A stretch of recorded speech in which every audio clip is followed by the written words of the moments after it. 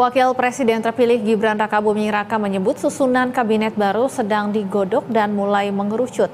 Namun ia enggan membocorkan dan meminta masyarakat menunggu sampai waktu pelantikan. Desas-desus bocoran sejumlah nama yang akan masuk pada kabinet Prabowo Gibran semakin santer terdengar. Wapres terpilih Gibran Rakabuming Raka enggan mengomentarinya. Namun ia menyebut penyusunan sejumlah nama masih terus digodok. Gibran meminta masyarakat bersabar dan menunggu sampai waktu pelantikan dilakukan pada Oktober mendatang.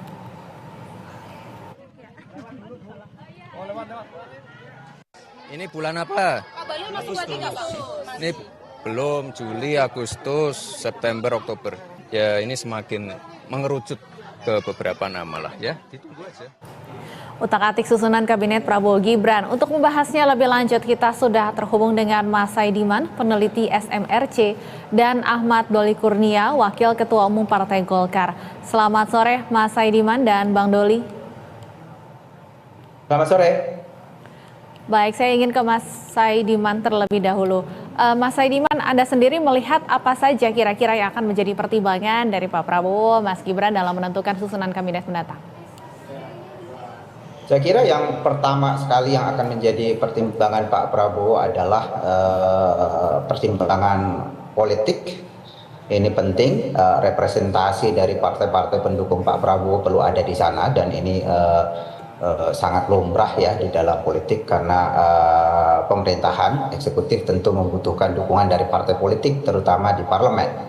Karena itu wakil-wakil dari partai politik pendukung Pak Prabowo, terutama 4 partai di parlemen itu pasti ada di sana.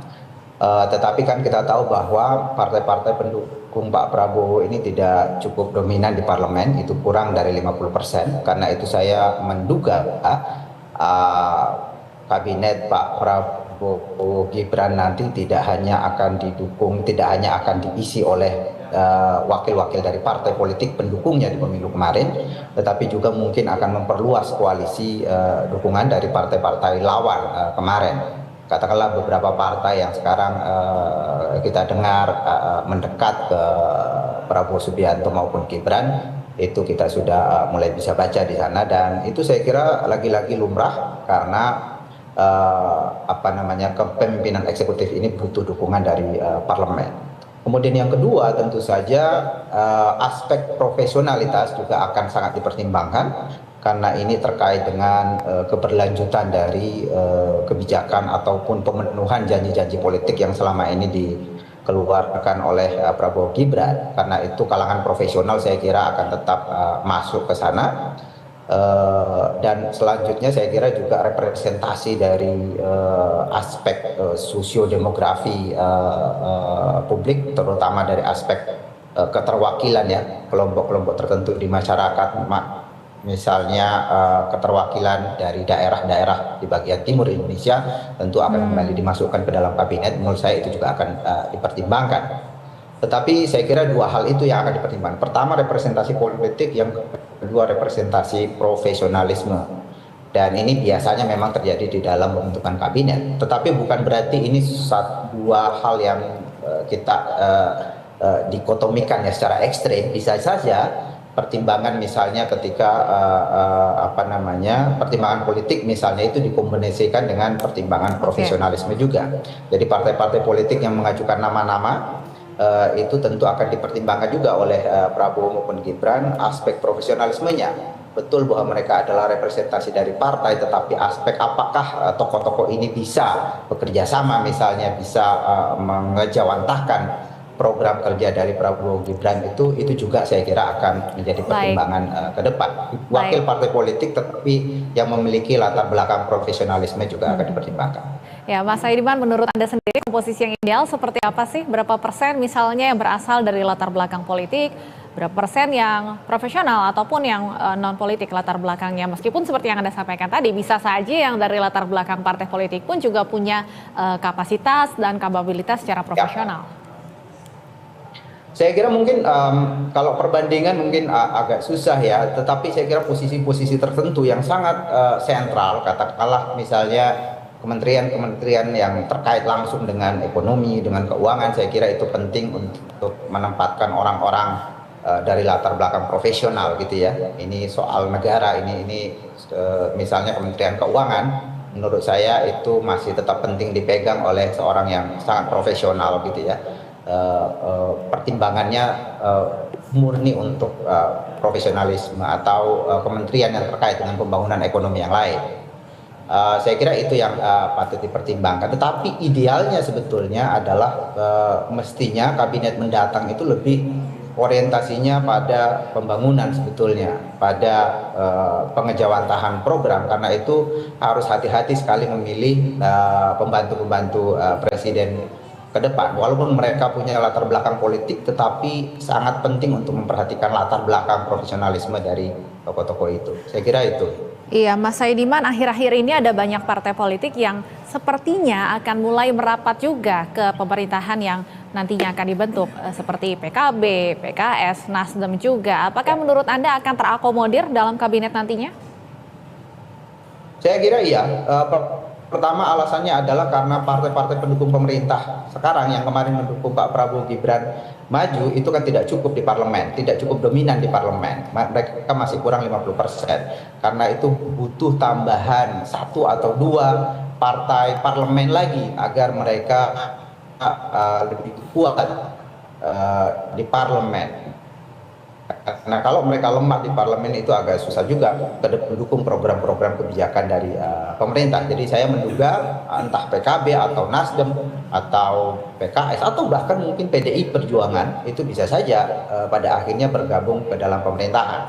Tapi tentu ini tidak akan mudah. Misalnya kita ambil contoh PKB ya, dari awal itu memberikan sinyal-sinyal bahwa mereka ingin bergabung dengan pemerintah. Tetapi mungkin dari aspek ini pemerintah atau Pak Prabowo tentu akan menimbang secara cermat, karena kan PKB ini berasal dari satu kultur masyarakat tertentu, satu segmen masyarakat tertentu yang kita sebut sebagai kelompok Nahdliyin atau kelompok Islam tradisionalis, kelompok Islam lah secara keseluruhan. Tapi kelompok Islam ini kan bukan hanya PKB, partai lain juga kan PKB itu masih masa Nahdlatul Ulama dan sepertinya internet saya bermasalah ya. Oke.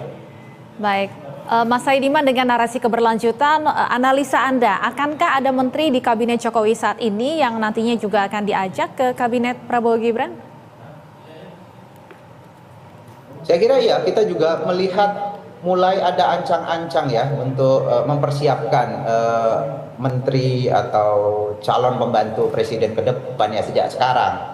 Ada pengangkatan misalnya wakil menteri keuangan gitu ya, yang berasal dari keluarga Pak Prabowo. Saya kira itu juga ancang-ancang dan sangat potensial bahwa beberapa menteri yang sekarang ini akan berlanjut, terutama menteri-menteri yang berasal dari partai-partai pendukung pemerintah. Katakanlah sebagai contoh tokoh-tokoh Golkar misalnya, yang Golkar ini adalah pendukung utama pemerintah. Saya kira itu akan dipertimbangkan kembali untuk masuk ke dalam kabinet.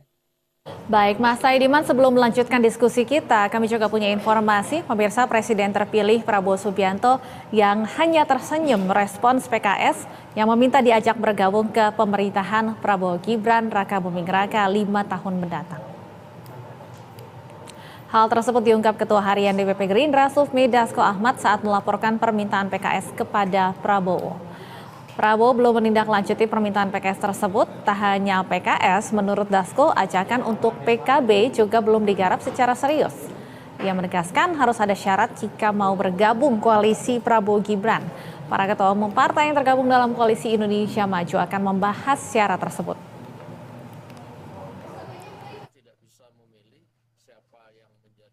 Ya, saya sudah sampaikan kepada Pak Prabowo bahwa PKS itu kemudian di Harlem minta diajak.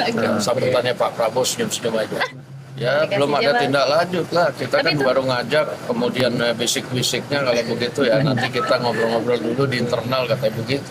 Tapi gabung atau tidaknya PKB itu tergantung dengan pilihan politik dia di DKI, di Jakarta nggak soal pilkada?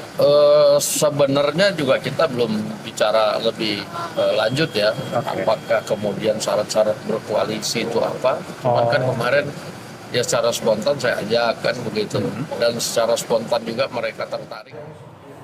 Ya, Mas Saidiman hanya tersenyum katanya Pak Prabowo dan harus ada syarat jika mau bergabung. Syarat apa kira-kira Mas Saidiman yang akan diajukan Koalisi Indonesia Maju?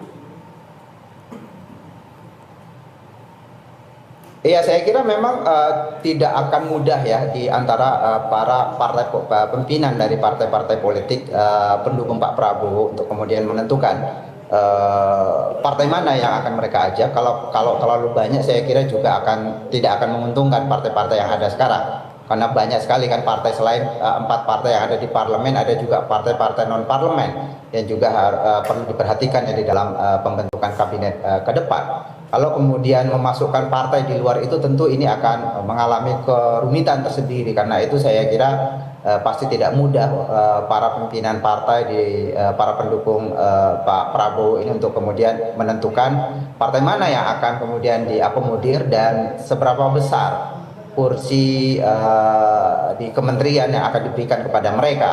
Karena di internal pendukung sendiri tentu rumit persoalannya. Bang Doli mestinya yang paling paham soal ini. Baik, ya kebetulan sudah bergabung akhirnya Bang Ahmad Doli Kurnia, Wakil Ketua Umum Partai Golkar. Selamat sore Bang Doli. Selamat sore. Iya Bang Doli, tadi kami membahas bagaimana Pak Dasko mengatakan Pak Prabowo hanya tersenyum saat ditanya soal permintaan PKS bergabung ke pemerintahan ke depan. Jadi seperti apa sih syarat yang akan diajukan KM kalau ada partai ingin bergabung? Tentu pertama harus bisa punya visi dan pandangan serta sikap yang sama ya dengan Pak Prabowo, Pak Gibran, dan tentu dengan Koalisi Indonesia Maju. Ya, jadi apa program-program yang sama ini disampaikan dalam kampanye, nah tentu sekarang sudah harus bisa disesuaikan. Jadi tidak lagi ada 01, 02, 03. Ini kita harus membangun visi dan misi program dari presiden dan wakil presiden terpilih. Itu saya kira yang menjadi pertimbangan utama. Yang kedua, mekanismenya selama ini memang Pak Prabowo itu sudah semacam ada kesepakatan lah ya, bahwa apapun nanti apakah kemudian ada bergabung ya partai politik yang lain di luar Koalisi Indonesia Maju, tentu itu atas berdasarkan kesepakatan bersama Pak Prabowo bersama dengan Ketua Umum Koalisi Indonesia Maju yang lain. Nah yang ketiga juga saya kira ini untuk kepentingan bangsa dan negara ke depan ya, memang harus sudah diatur ya komposisi dari sistem demokrasi kita ya terkait dengan posisi politik partai-partai politik ya. Mungkin juga ya terutama dari pandangan masyarakat sipil gitu misalnya, pendengar demokrasi gitu. Saya kira memang harus ada kekuatan penyeimbang juga ya yang diperlukan untuk jalannya pemerintahan, untuk pertumbuhan demokrasi kita dan pembangunan sistem politik kita ke depan gitu. Nah, kan artinya tidak otomatis ya, misalnya nanti ada partai politik yang berada di luar pemerintahan, itu menjadi sebuah sikap yang tidak baik ya. Justru mungkin baik di dalam maupun di luar itu sama mulianya, karena kita bicara tentang soal kepentingan bangsa dan negara ya. Tinggal kontribusi kita dalam posisi seperti apa, itu aja sebetulnya yang membuat kita jadi berbeda. Iya, Bang Doli, Partai Golkar rela nantinya berbagi kursi menteri dengan partai-partai yang bisa kita sebut tidak berjuang sejak awal. Saya kira ada dua hal ya, kenapa Partai Golkar nanti setuju. Pertama, ya tadi seperti yang saya katakan, tentu kita juga menghargai ya posisi teman-teman yang selama ini tidak ikut dalam Koalisi Indonesia dalam Pilpres. Karena itu kan memang apa ya, situasi natural ya, situasi alamiah sebagai implementasi dari kesepakatan kita mempunyai sistem politik, sistem pemilu yang memang kita harus bersaing ya, harus berkompetisi untuk mencari yang terbaik. Jadi setelah selesai pemilu, saya kira kita kan harus kembali bersatu semua ya. Nah tentu bersatu dengan punya visi, pandangan, sikap dan program-program yang sama dengan presiden terpilih dan wakil presiden terpilih. Nah yang kedua, kenapa kita sepakat ya, nanti itu akan bicara di dalam tadi antara Koalisi Indonesia Maju. Kalau Koalisi Indonesia Majunya semua sepakat untuk bisa menerima kehadiran teman-teman itu dengan catatan yang pertama tadi ya, bahwa semua program, semua ini ya tentu harus kita ikuti dengan apa yang selama ini sudah ditetapkan, dicanangkan oleh pasangan 02, terutama maksudnya Pak Prabowo dan Pak Gibran gitu ya, yang sudah menyusun visi misi dan programnya sejak kemarin di masa kampanye gitu. Jadi saya kira untuk kepentingan bangsa dan negara, terus kemudian berdasarkan kesepakatan bersama nanti di Koalisi Indonesia Maju, saya kira Golkar tidak ada masalah ya. Nah tentu semuanya pada akhirnya ini semua menjadi keputusan ada di Pak Prabowo ya sebagai presiden dan juga kemudian pemimpin Koalisi Indonesia Maju. Ya, kembali lagi menjadi hak prerogatif dari presiden terpilih. Tapi tentunya Pak Prabowo akan mendengarkan masukan-masukan dari partai-partai yang tergabung dalam KIM. Bang Doli, tadi kami juga sempat membahas mengenai komposisi nih. Kalau dari Partai Golkar sendiri melihat komposisi yang ideal antara menteri yang berlatar belakang partai politik dengan profesional seperti apa? Sebenarnya saya termasuk orang yang kurang setuju didikotomiskan ya antara orang-orang yang berada di partai politik dengan orang-orang yang tidak partai politik atau disebut sebagai profesional kira-kira gitu. Karena sebetulnya ya tingkat kemampuan, kapasitas gitu ya, kemudian profesionalitas gitu ya, itu bisa dimiliki oleh siapa saja, baik dia ada di dalam partai politik ataupun tidak di dalam partai politik gitu ya. Saya kira kita juga bisa melihat track record ya, dari kabinet-kabinet sebelumnya, mulai dari dulu lah, mulai dari sejak reformasi lah ya, Ibu Mega, terus kemudian Pak SBY, kemudian ada Pak Jokowi.